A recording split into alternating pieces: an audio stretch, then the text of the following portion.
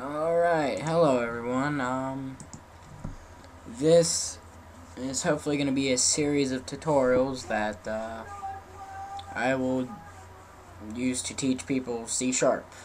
Yes, I know I haven't uploaded anything that I actually do anything in forever. But, Pokemon Platinum, yeah, it's pretty much ended because of the release of Soul Silver and Heart Gold.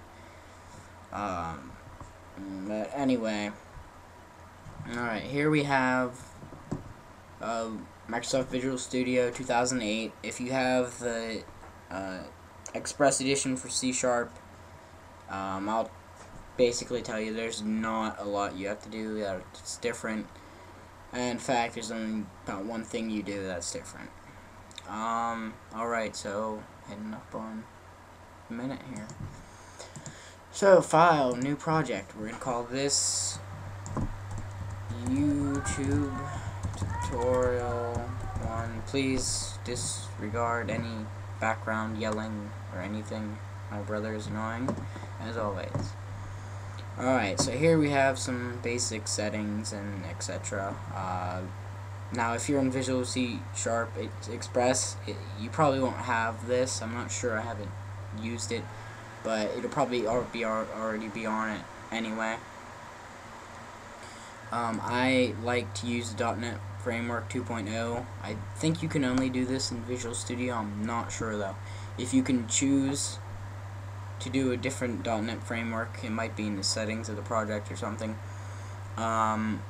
I'd use this because of people who haven't upgraded their .NET Framework yet, like to 3, 3.5, 4.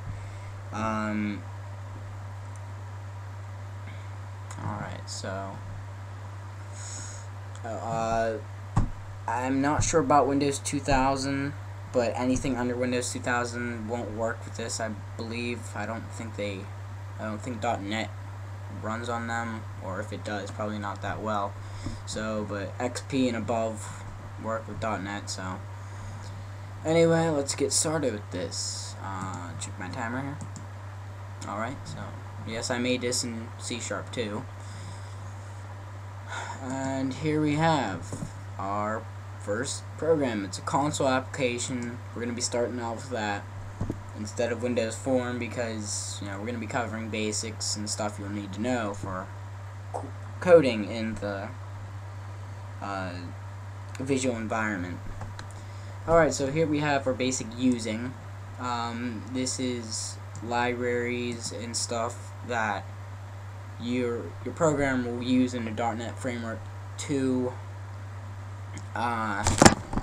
run whatever you need. So basic, these ones, most that you need will be generated when you create a project. But we'll get into other usings when we need them. Alright, so you have your namespace, which is not actually sure what they are, but they're kind of like a very high class, I guess. Like I said, I'm not really sure what they are. I don't really use them at all. But this is all auto-generated when you start.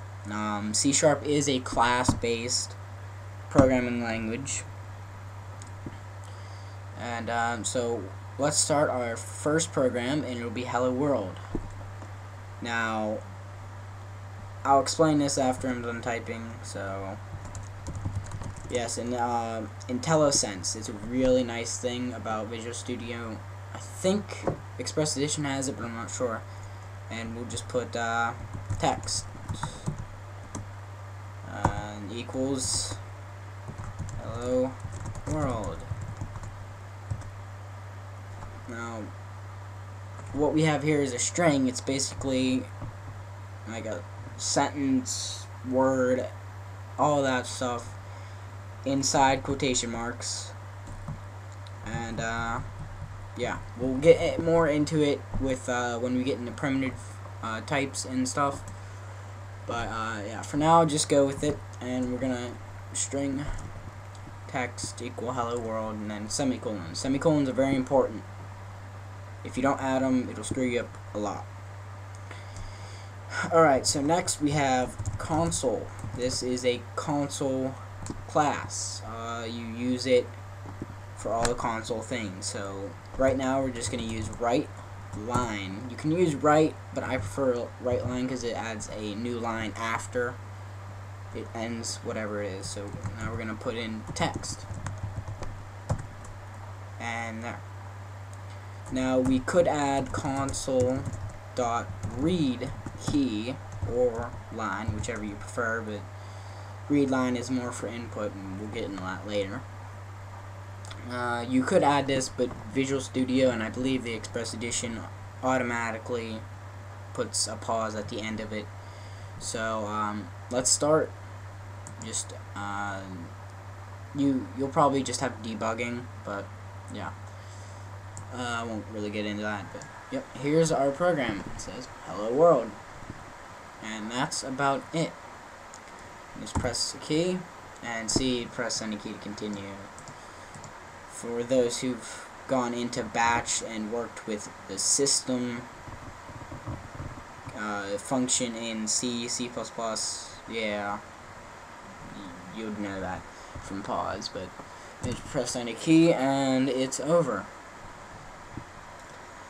Now this is the real basics of what C# contains, and like I said, I'll get into strings and all the other primitive types soon, probably in the next tutorial actually. And let's see, we're going 6 minutes, and that's not that bad. So let's go and I'll show you some more things. Console.write line, and then you can also just add in your raw strings and stuff. So let's write line. This is a C# program. Yes, my typing style is weird. I capitalize every word, but we won't get into that. Now, I'm gonna just comment out console.read key, and we'll probably get in comments with the primitive types in the next tutorial. So let's go ahead and run this again, and you can see that write line adds a new line whenever it ends the string or whatever you're putting out. I find it a lot more neater, but if you prefer to use write, and let me just show you, write,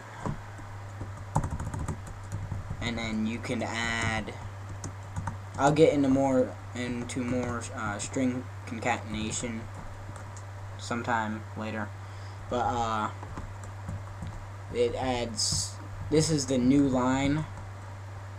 It's used in most programming languages to represent that add a new line here. So normally write would just, it wouldn't add a new line, but now that I added a new line into it, as you can see, it does add a new line.